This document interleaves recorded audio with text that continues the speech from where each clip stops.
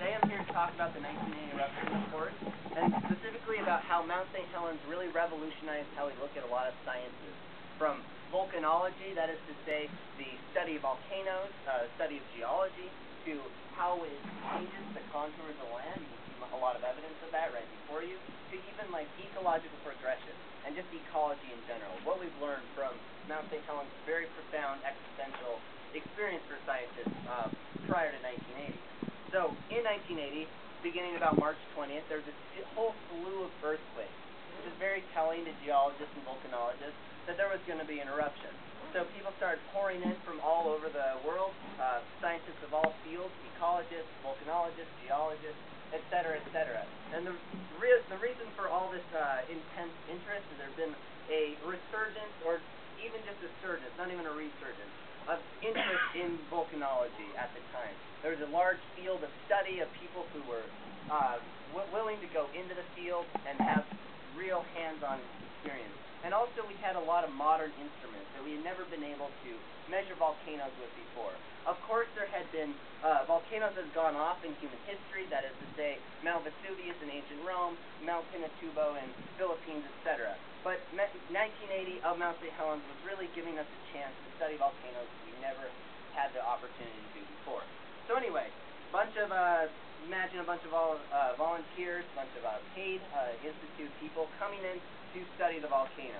This poor grad student straps this mirror-like instrument on their back. They hike up the north side of the mountain where that gaping hole that you can see right there is, and they place it about 1,000 feet higher than where it is, where the missing mountain is today. They place this mirror, it's called a spider leg instrument, but essentially it's an instrument with a lot of mirrors on it.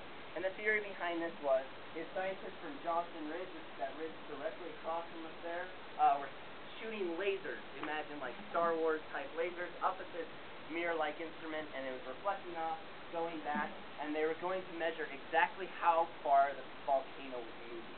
See, we knew that volcanoes undulated. That is to say, we knew they bulged out, we knew that they collapsed on themselves. So the scientists were trying to see how fast this type of geological event would take place. So over the course of a few days, they shot this laser up there, and they started to realize that this bulge, as it would become to be called, was growing about 5 feet a day. I'm about 6'2", so imagine about a foot 2 inches smaller than me growing every day. We're talking about very, very astronomical speeds for this volcano to be growing. We're talking about geological time, keep in mind. So they were very upset with the instrument. They send it back.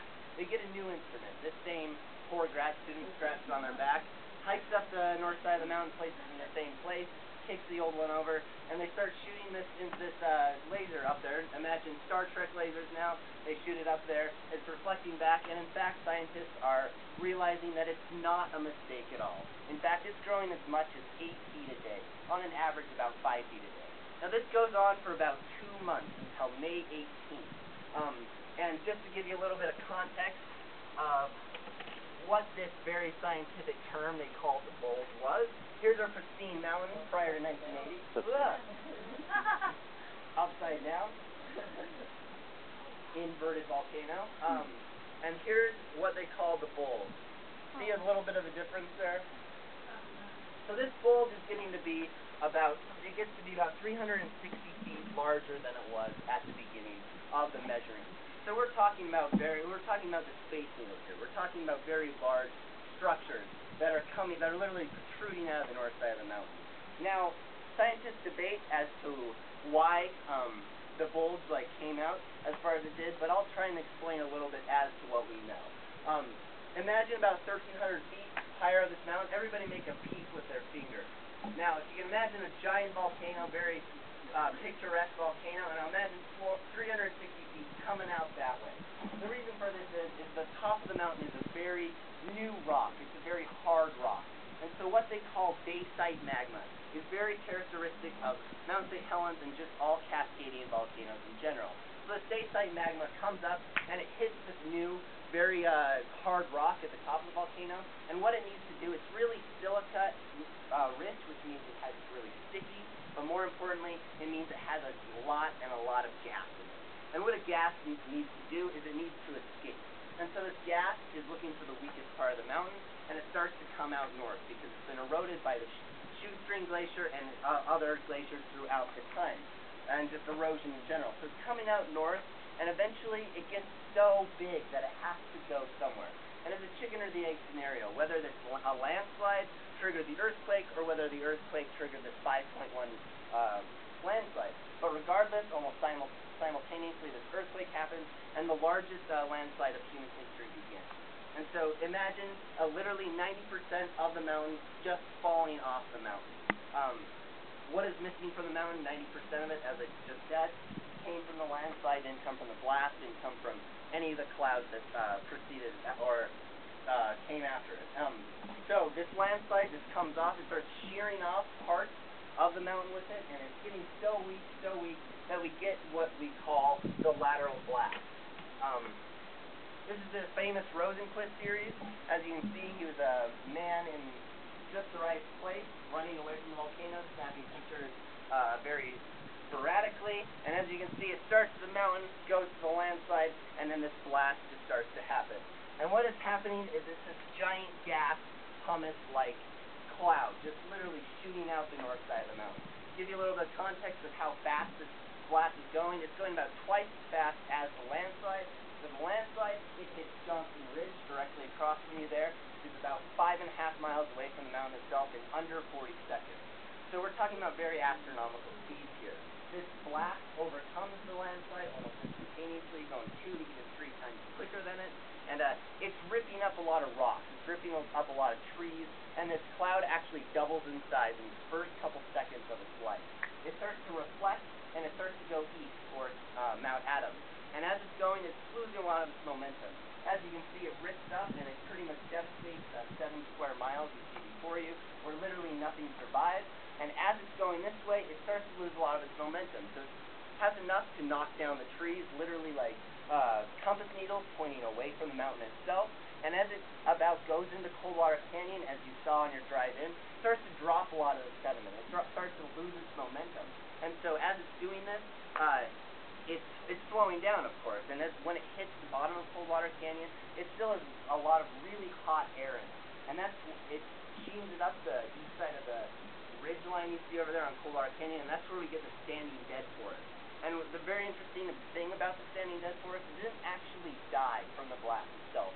The reason that these trees died is because all their needles got singed off, and so they couldn't photosynthesize, they couldn't regulate their temperature for the weeks afterwards. And they all died. And imagine that's only about 30% of the remaining standing dead forest. About 70% was harvested by Weyerhaeuser logging. So anyway, this blast, it reaches about 230 square miles in under 3 minutes. But as you can see, it changed the contours of the land in really profound ways. This landslide is rushing down, and as it hits into Johnson Ridge, directly across from us here, it covered the valley and about 640 feet of new sediment that we had never seen before.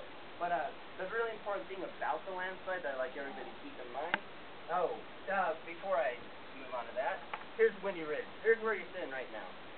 Very pristine old growth forest. And here's what it looks like directly after the blast. Silence for dramatic effect. So we see this landslide, this lateral blast happen, and this is something scientists never guessed would happen. Dave Johnston, the main volcanologist who's in charge, who Johnson Ridge is named after, unfortunately he predicted this, but unfortunately he was the victim of this too. He predicted that it was going to be there, and the only reason that they were over at that place is because other top gurus of the field thought that was impossible. We always thought that volcanoes would come to the top like you paint in grade school and blow out the top. Or we'd have very fluid, red-like lava you see in Hawaii.